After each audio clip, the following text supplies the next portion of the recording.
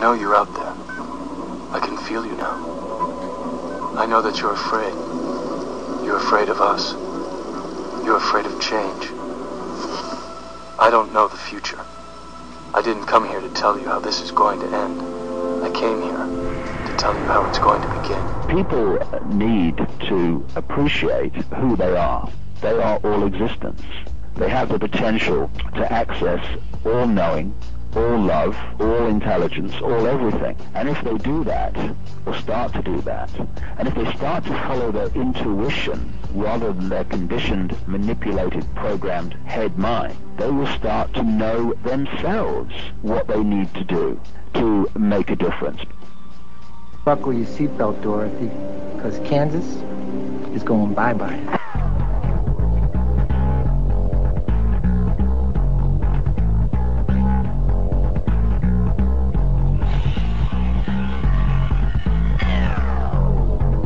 Hello. Good morning. How you doing? I'm doing great. How are you? I'm alright. Are you ready to do this thing? What are we doing, an hour? We are whatever you like. We're not limited, so that an hour would be good. Okay. And it's going to be online because, as I guess you heard, they won't let me put it on the air. No, I didn't know that. What's that? With the live show. So I'm going to go on the air on Saturday and tell everyone to go to the website and hear the interview. They won't let me put on the air. What happened then? CFUN. They barred me to put anything that I do with you in the air. Isn't that amazing? Yeah. Well, what is CFUN then? Who Chum Network. Them? Chum Network is the one that's across the country. Chum Network? Yeah. Guess I understand then. Welcome to the real world. So when people say, what can poor me, little me do? What? You're all that exists. You can change the world because the world is you and you are the world. And this is what is happening.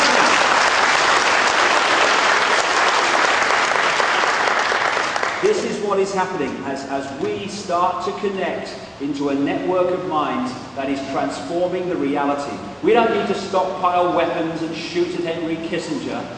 We need to change the reality and think this injustice, think this control out of existence, because we've been manipulated to think it into existence.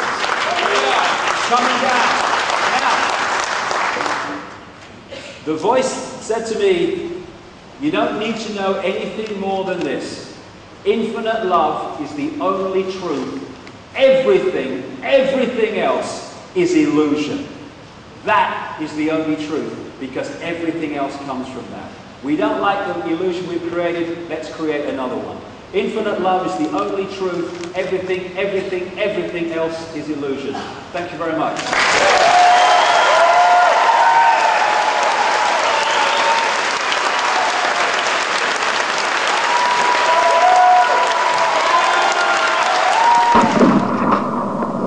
You think that's air you're breathing? And they were having conversations with each other in their minds. They weren't having a conversation here. And that there was one occasion when one of them put their hand out to the other and then realized they didn't have a hand. So the thought of, I need a hand, the hand manifested. Right?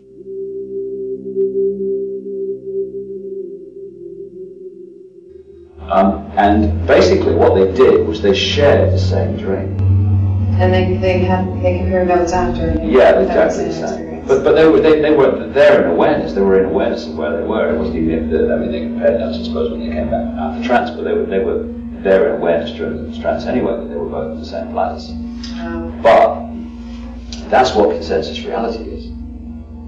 Mm-hmm. We share the same dream. So it's like manufactured. We share the same dream. What consensus reality is done, the collective unconscious, the manipulation of it has locked us in to a mass dream of that kind. So we're in the same dream. Mm-hmm. Therefore, we both accept that this room exists, just as those two accepted the same beach exists. And the wall's solid and everything. All that stuff. Wow. So if everything's an illusion, is the voice an illusion? Well. The voice is what? It is me communicating with myself. We in this world think in words. Try thinking without words, right? And one of the reasons that George Orwell talked about newspeak and changing the language and destroying what he called old speak, in other words, the language, creating this new language, newspeak, was because, as he put it in his book 1984, we think in words. And therefore, if you can limit the language and limit people's ability to express in words, you limit people's ability to think in an expanded way. Because, like I say, if you haven't got the words to express, how do you think? It's a process of this world. And so the voice is merely me decoding communications between other levels of myself into a language that this level will understand. This is what all psychic stuff is, or what we call channeling stuff. It's just thought energy being decoded by our minds, this level of our minds, into words that we can understand. So, for instance, if I had Italian going into that ayahuasca experience, that voice would have spoken to me in Italian. Because what I'm doing is speaking to myself by decoding thoughts into words, and that's all the voice is. Because it's not like some high entities communicating with me. I am that high entity, and I am this entity which is trying to work out what the hell's going on in this world through the fog. I am all levels, because we're all levels. We're all everything. And the only difference between people who have started to wake up is that they have begun to understand that they're not Bill Smith, just an ordinary man or woman in the street. They are actually all that exists. And once you start to realize that that's who we are, you see yourself and the world in a completely different light and perspective from how you did before. You thought you were Nicole or David Icke, some disconnected, independent entity that has no power because I'm just little me. So it's no wonder that this Illuminati have created a society in which we are constantly told how ordinary and how dependent and how powerless we are. I'm curious because we've talked to a lot of people on the show who've had experiences where they've gone beyond this very little moment in a lot of different ways. Yeah. Near-death experiences, a lot of well, Stuart Wilde said he was sucked through a wall at one point. So, have you had any experiences where you've transcended? The water has some guts to suck Stuart through it, I tell you. Well, not really. I go into other states of consciousness when, people talk about meditation. I just call it daydreaming, sitting quietly, where there is no division between me and everything around me. But I don't get sucked through walls and all that stuff. Of course, to many people, that would sound fantastic, but of course, if that's an illusion, then why can't we walk through it? Well, the reason we can't, if you remember, during that first Matrix movie, at one point they were caught in this big building, and there was a guy who tried to get out, one of the Morpheus Matrix gang, tried to get out of this building, and suddenly what had been windows or whatever was a solid brick wall, very symbolic. We build this material reality around us. You think that's air you're breathing? We believe in it, and therefore we create it. And in many ways, the fact that we build these apparently solid walls around us is almost an expression of the way we build these walls of belief around us. We live in these little prisons of belief, limitation, and possibility. And therefore, because we believe in them, we create them. And you know, the way out of here, the way to create a world that's more of a dream than a nightmare, is to think it out of existence, rather than you know, get involved in stockpiling weapons and all that stuff. A lot of people think you're going to have to do to fight this, you know, centralization and dominating bloody fascist force that's rapidly emerging. If you do that, you just play the Matrix game, and the whole game will go on. We need to take control of our minds back and create something else. Mm-hmm. So again, it comes back to what we're believing with that, with all of it. Well, everything is. I mean, when you look at these apparent miracles, I mean, one of the things this voice told me is the laws of physics, right, don't exist except in our minds. And to be honest, and this is supportable, very supportable by the fact that what they're finding at the quantum level is the belief of the scientist doing the experiment affects the outcome of the experiment. Now, where is scientific law when that's going on? The only law is what you believe is what you'll create. What this voice was saying is that the laws of physics and the limitations of the laws of physics are only limitations because we believe in them. And what you see with people who do miraculous things is they simply disconnect their belief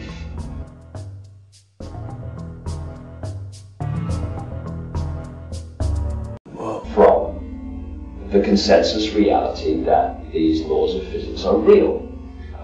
There's a story that Michael Talbot tells in his book, The Holographic Universe, of a guy who was with some shaman, they call them kahuna, in Hawaii.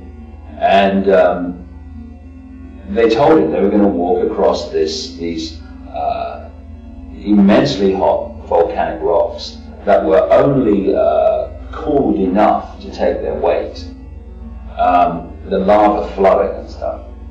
And what he said they did is they went into a kind of meditative state before they did it, and then they walked barefoot across, in front of his eyes, across these volcanic rocks that were incredibly hot, and went to the other side and had no effect whatsoever, right?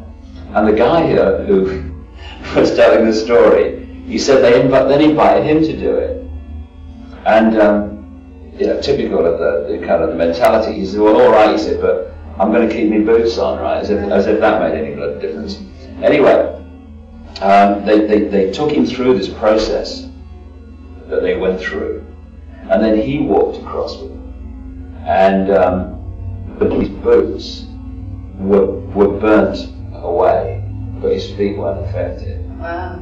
Why? Because if you believe that heat and fire is real, and that your foot is real, you'll burn your foot. I mean, it's kind of how far it goes. Even if they burnt their feet, they wouldn't register the pain of it in their feet. They register it in their brain. The brain takes the message from the foot and manifests it as ow, right? So what they're basically doing is telling their brain, this is not going to burn me, because it's an illusion, basically. And so the message from the foot to the brain doesn't say, I'm burning. It doesn't register that. So the foot doesn't burn. It's all belief, because this is an illusion, it's a hologram.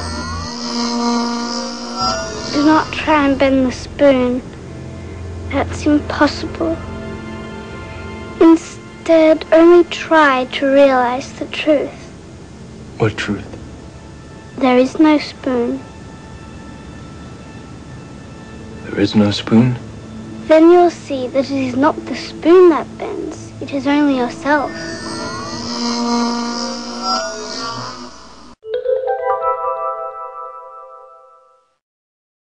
So if that's possible, it's going to be possible to do anything. Anything, literally. I mean, there have been laboratory experiments with skeptical scientists over the years where people have pushed a sword through their body out the other side.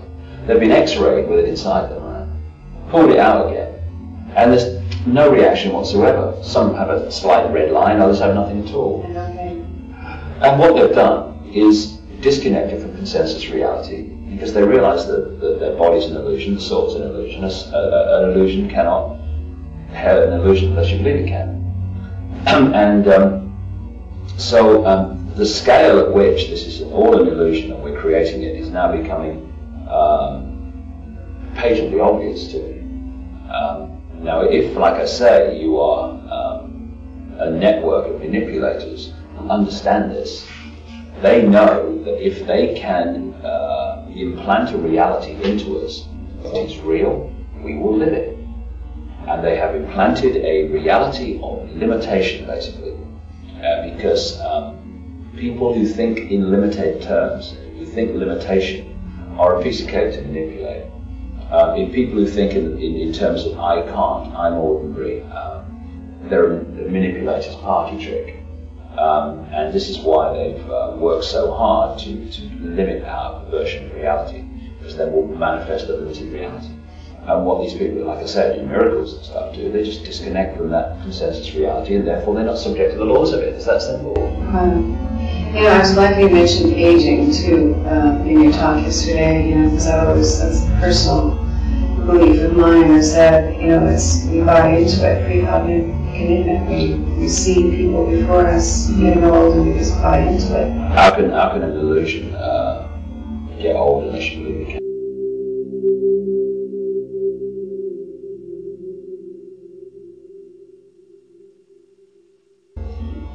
This five-sense reality is actually a time loop. So it's a thought construct which we buy into, and by buying into it, we actually hold it together. If you believe in, and how many people on this planet do not believe in the passage of time? I mean, hardly anybody doesn't. And therefore, if you believe in this passage of time from past through present to future, then your mind becomes part of the cement that holds that thought construct together, therefore you live it.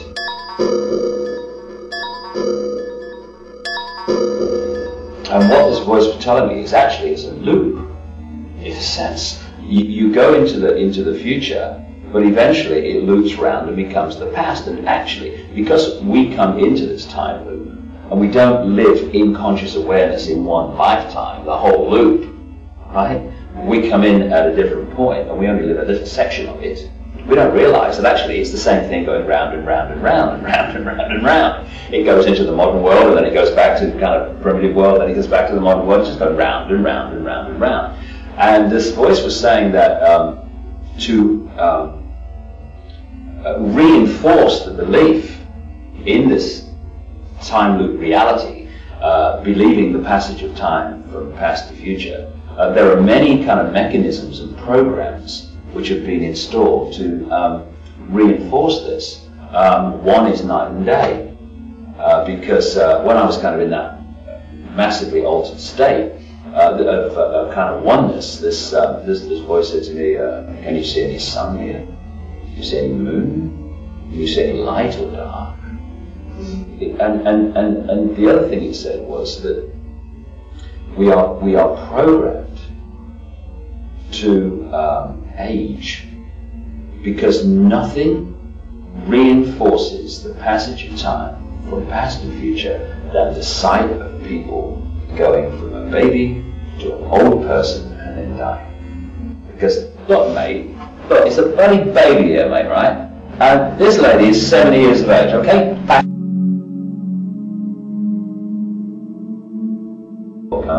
The world is a hologram, and the way holograms in this world are created is by taking a laser beam.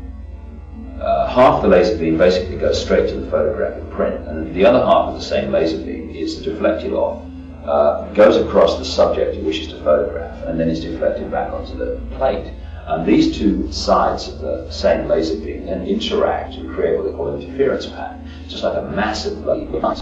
And it seems to be nothing. But if you then fire the same laser onto that pattern, suddenly a three-dimensional holographic image appears of whatever you photographed. You know, you see photographs, holographic photographs of people, and they look as solid as you do and I do now. And what we're doing all the time is creating holograms with our minds. So the one level of our mind, a subconscious level of mind, creates the thought field of belief, and this conscious mind then takes that information in the process I talked about earlier and turns it into a three-dimensional holographic representation of that thought field. Now, if you take a holographic photograph of a person and you fire that laser onto the pattern and they manifest as a three-dimensional, literally illusion, you can put your hands through them even though they look solid. As long as that laser continues to shine on that plane, that image will not change. It will not age. And we are holograms, so there's no reason why we should age. The reason we do is because we believe in it. You know, it's just, oh, you're 40 now, you should. It's all reinforcing this. This is what I should be. Therefore, that's what we manifest. I wonder how you see how many people. I already told you the story last time I was on, but there's a famous story talking about illusion of a man called Wright. And he got a very, very advanced, rapidly expanding cancer. And he was in hospital, and basically the doctors waited for him to die. He comes across this, and he's a great believer in, power of medicine and stuff like that. And he came across this drug that was long name beginning with K, which was on trials, cancer drug. And he pestered his doctor to get him on this drug, even though it was not in official circulation. The doctor thought it was a waste of bloody time. But anyway, he eventually conceded and got this guy on the drug. He gave it him on the Friday, and then went off for the weekend, the doctor, expecting to come back, finding the guy dead. When he came back, the guy's out of bed for the first time in weeks. And in the days that followed, as they tested him, the cancers would get smaller, smaller, smaller, smaller, and eventually he was cancer-free. He went home. He was fine for 2 months. Then he read in the newspaper the trials of this drug were not going well and it was not proven to be effective. Cancer came back. He goes back to the doctor, and the doctor now started to suss what's going on here, what's happening in his mind. So the doctor said to him, no, I tell you what's happening. That report was about a faulty batch. That's what it's about. We've got the real stuff, okay? So don't worry about it. And what he did was he injected it with a meaningless substance. And what they found in placebo experiments is that people react to the placebo more powerfully if it's injected rather than given through mouth, because the perception in the mind is that something injected is more powerful, you see. So that's all illusion. So anyway, this guy's cancer goes away, and off he goes for another few months. And then he picks up the paper, and he sees that the American Medical Association have announced that trials of this drug are stopping because it's proved to be useless. Now this guy's mind's got no, and he died of cancer shortly afterwards. Now, if that is the scale at which we are manifesting our belief as a physical expression, the body is literally an expression of the mind. Therefore, it reflects the state of the mind. There's one and the other are the same. It means that if we have a belief, as we're talking about in aging, then we will age. The other thing is that it's interesting how many people are told by doctors that they have, say, 6 months to live, who died around 6 months. And how many people get cancer and other diseases and what have you, because doctors and scientists have said that if you do this, you've got a much greater chance of this, that, and the other. How many people get breast cancer because they get told by their doctors they've got the breast cancer gene, or that it runs in their family, right? And the more I look at this, the more I realize that what we call genetic inherited disease is actually it's a program. It's like a computer program. passed on from generation to generation. And if you believe in the program, even subconsciously, because a lot of this stuff is going on subconsciously, you will manifest it, but you don't have to. If you don't believe in it, it can't manifest. If you don't believe at a deep level that just because your mother or previous generations have died of this disease or whatever, or got cancer, if you don't believe in it, it cannot manifest, because what can manifest is only that which we believe in. Because, like I say, this is an expression of the mind, so this must be an expression only of our belief. When, of course, people are telling you that, hey, you know, your mother or your grandmother, therefore, you know, you've got a much greater chance of this and all that stuff, that reinforces the belief that, oh, God, you know, I'm much more likely to get cancer, so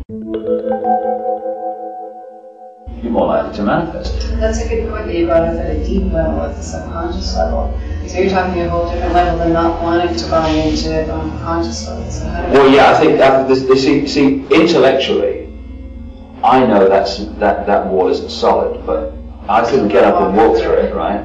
And this comes back to consensus reality. We have this thing called the 100th monkey syndrome, where they've shown that once a certain number of the species, say monkeys, has been taught something new, suddenly vast numbers of that species can do the same without being trapped into mystery. Because, like most mysteries, it's not mysterious at all, it's very simple. We have our individual mind, or, you know, one of the phrase, not the word anything really is, and then we are connected as a species to the collective mind, what Carl Jung called the collective unconscious. Now, the collective unconscious also has a sense of reality. And what's happening is individual minds and the collective unconscious are in a constant interaction. The consensus reality of the collective mind is feeding its reality to us, and we are feeding our reality. Now, because of the programming of our reality, we have also added to the programming of the consensus reality to believe this is real, because most people in this world do, therefore the consensus reality is going to. And what people who do miracles are doing is actually disconnecting from that consensus reality, in truth. And so, although this level of me is completely aware that's not solid, I'm still connected to consensus reality, which believes it is. So intellectually, I know it's not, but I still live the fact that it is. But you could disconnect. Yeah, but this is the challenge, to take control of this. I mean, we're experiencing this world, so I'm glad this bloody chair is solid. I'm really on the bloody floor, and that wouldn't be solid, so I go through the bloody floor, right? So we're interacting with it. It's actually having this world serve us rather than we serving it. Living life rather than life living us. But to do these kind of miraculous things, you need to get out of this influence of the collective reality, because that will keep feeding you the fact this is real. And what the Illuminati are after all the time is the subconscious level, because the more that I understand this, the conscious level, that which is talking now, is an experiencer and a kind of observer. So it won't target the subconscious, not the conscious, because they know that if they can get the subconscious level and impregnate its reality, then it will manifest the thought fields of that reality, which this conscious level will then observe into a holographic representation. And then we experience at this level that reality.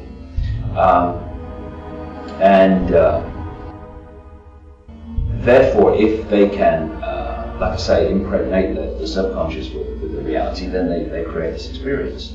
And experiments have shown, for instance, that about 1.5 seconds before we decide to speak or do something consciously, the electrical signals in the brain have started to process people to when someone touches them, they have to press a button. And these experiments have shown that the brain's awareness of the touch is like instant. then they press the button. Next. But the conscious mind's awareness that he's pressed the button comes a long time later, like about half a second. So they feel the touch, press the button, about half a second before they register the touch and the fact that they press the button. So the conscious level is not the point at which we're really making free will decisions. That's happening at a subconscious level, and we are then, at this level, experiencing the consequences of those decisions. Which is why, like I say, the Illuminati know that the subconscious level is what they have to get if they're going to get the conscious level to react and create the world they want. So on that thinking, then it's where we gotta get to change the reality out there, and that's what we gotta get at. Oh yeah, see the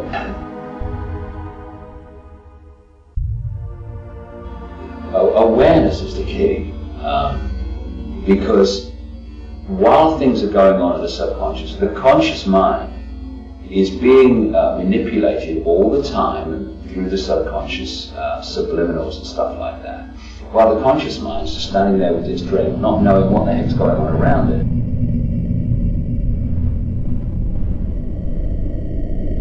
Events and adverts and stuff, they're things that the conscious mind doesn't see, but the subconscious does, because the subconscious is like a sponge. It sees everything. Not only everything, but everything from every angle. Whereas the conscious mind only sees and registers a fraction of what actually enters the eyes. And they create subliminal manipulation with this, and adverts are awash with it, where they put in little symbols and stuff that speak to the subconscious. The subconscious can see them, the conscious can't. And then that influences eventually the conscious mind's version of reality. Now what happens is that when you point out a subliminal to someone, and their conscious mind then registers it's there, when they look at the picture, any other time from then on, the subliminal just shoots out at them. Because what has been subliminal, once the conscious mind has said, yes, I can see it's there, it's no longer manipulatable, because it sees the subliminal. So getting information out to people, for instance, that this is going on in the world and that's going on in the world, brings the manipulation that is subliminal going on around people, which they don't see, to the conscious level. People see what's going on around them.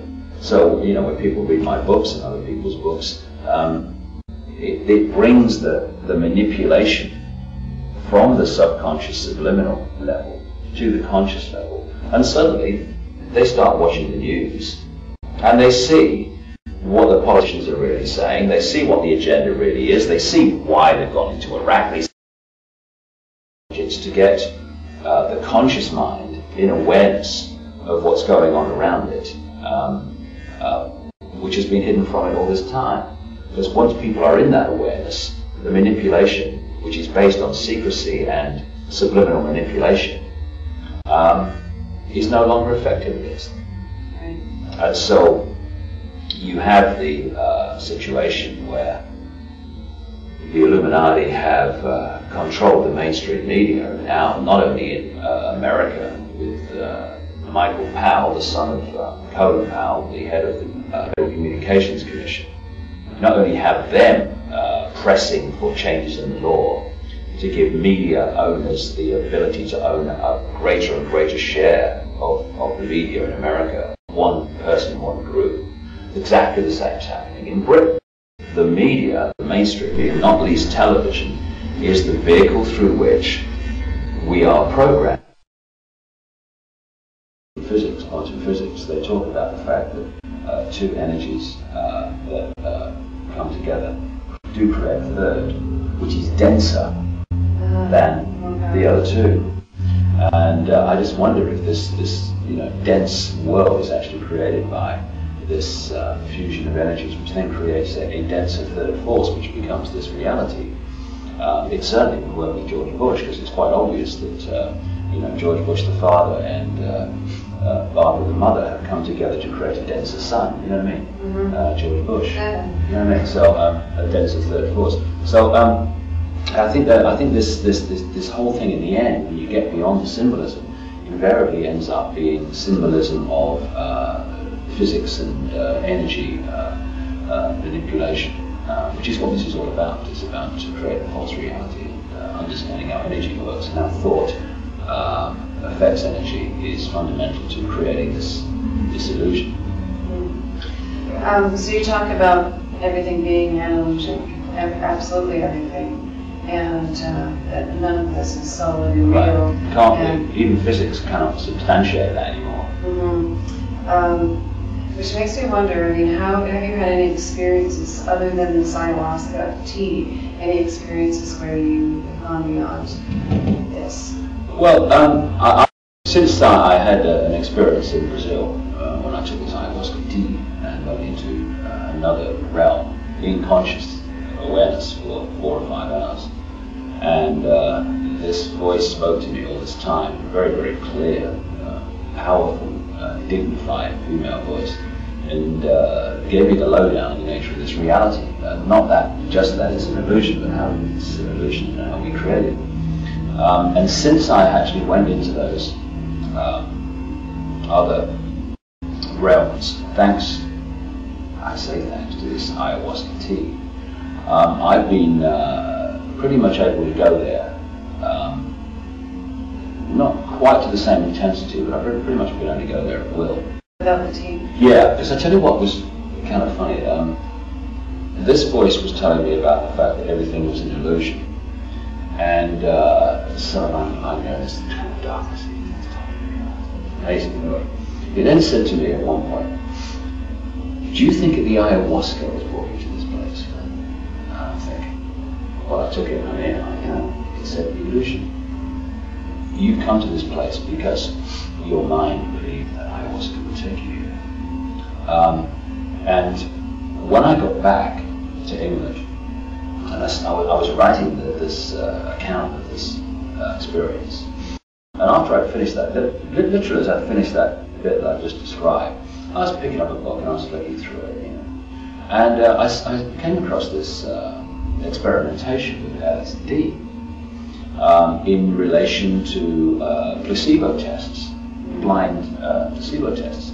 And I just read this account that what they've done is they've got a group of people, they've given half of them LSD and half of them just a placebo, nothing, just done a sugar pill or whatever.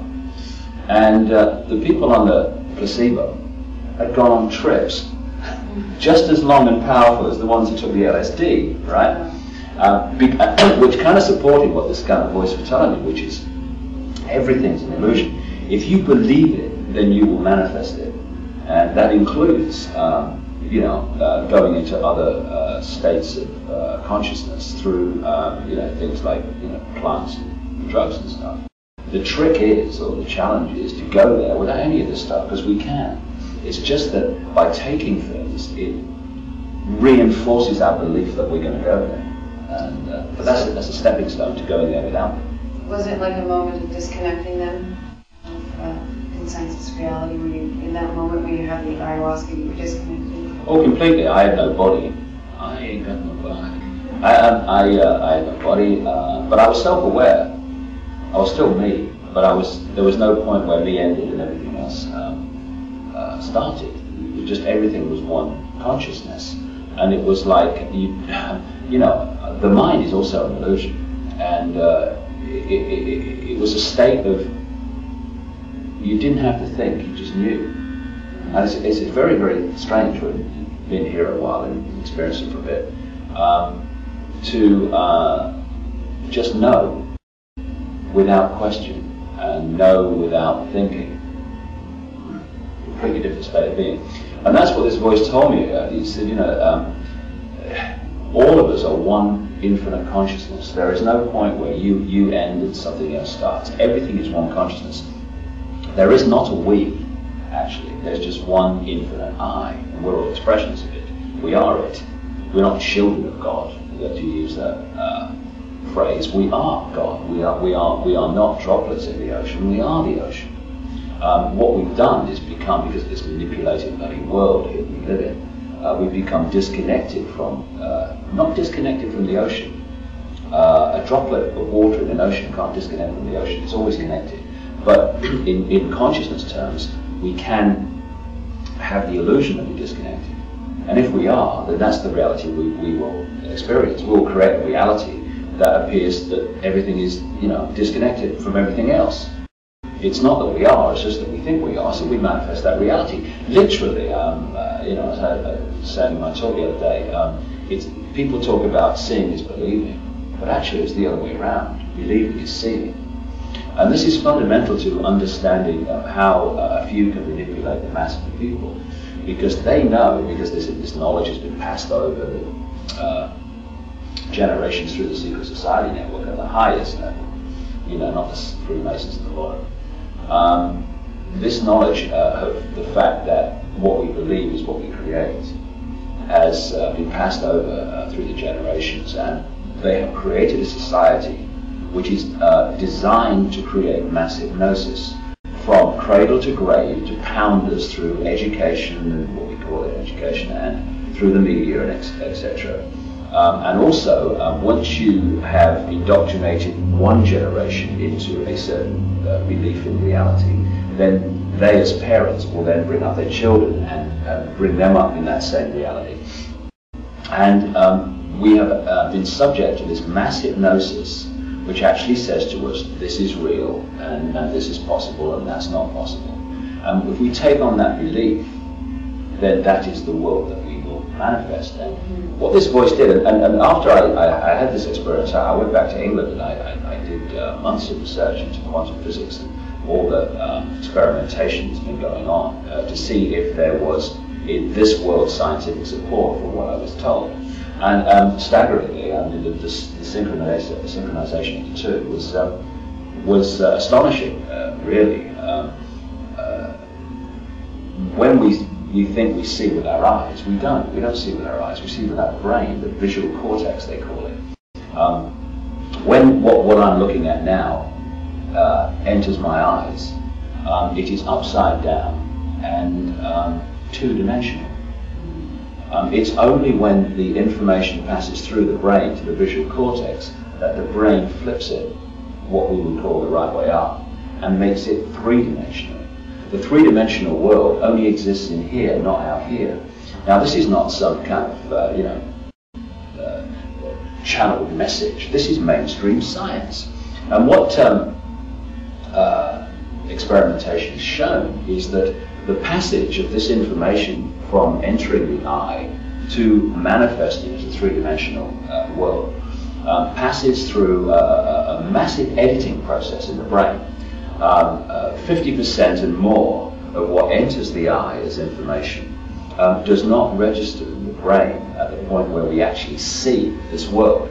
They've found that we edit out and put in things that aren't there, and that this process is based on what our belief is. And I remember talking to Craig Mutwa, the Zulu shaman and official historian in South Africa, years ago, and I said to him, these kind of entities that you say are all around us, and I've of course done massive research on that, why don't we see them more often? And he said to me, because the brain edits it out. It's so far out from people's conditioned reality that they simply do not see it.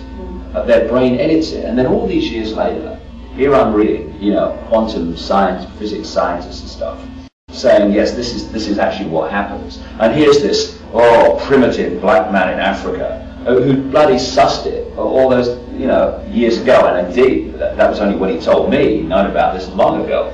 And one of the sad things is that the arrogance of mainstream science, the arrogance of those who decide this is real, has actually marginalized and ridiculed and laughed at and condemned people like Craig Mutwa, who could make such a fantastic contribution to our understanding. What's really good in terms of what's happening now is more and more real open-minded quantum physicists who go beyond the apparent physical into the deeper levels of energy are now supporting from their perspective and in their language what people like Credo Muchworries have been saying for thousands of years. You know, the spiritual, if you want to call it that, and the scientific are actually the same. What's happened, because everything in this matrix mind game is about division, is that science has been pulled away from spirituality when they're actually the same. So here you have a physical science that denies the spirit, and you have a polarity when actually you need to bring them together. It's the same thing in the ancient world. Astrology and astronomy were the same science. But of course, then you push them apart, you create a polarity. And that which is suiting the system, astronomy, is the physical world, it's all a machine, then disconnects itself from the astrology and the energy side of it. The whole thing has been, and of course, once you do that, you pull people in their belief system, because they think, oh, these are scientists, people know what you're talking about, into this belief in the material world being all there is.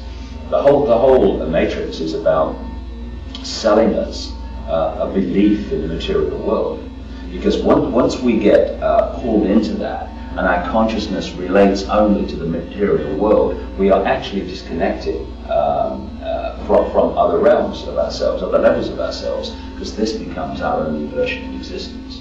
And we've been caught in materialism. And it seems to me, from what I've learned over the years, that in this long period of eons and eons and eons going way back, the more that we have come into be obsessed and focused only on the material, the denser our vibration has become, and the more we have been pulled into this material prison. And when you look at a lot of the ancient legends, like those of the Aborigines in Australia, when they talk about dream time, these legends say that one time, way eons ago, we were much lighter vibrational beings, and they have a legendary belief that there is a cycle coming in which we will go back to that dream time vibrational state, in which we will not be anything like as dense physically, and this world won't be as dense as it has been through this period, because this is just a vibration. So that we wouldn't be in this material? Well, we'd be more in another realm? If you are operating in the same vibrational frequency as your environment, then your environment will still look solid, because you're operating in the same vibrational frequency as it. So you might look around, you might still see the world as solid. For instance, when you see what we call a ghost or a spirit, it doesn't look solid, because that's on another vibration to us, and therefore it doesn't look solid to us because it's vibrating to a different frequency.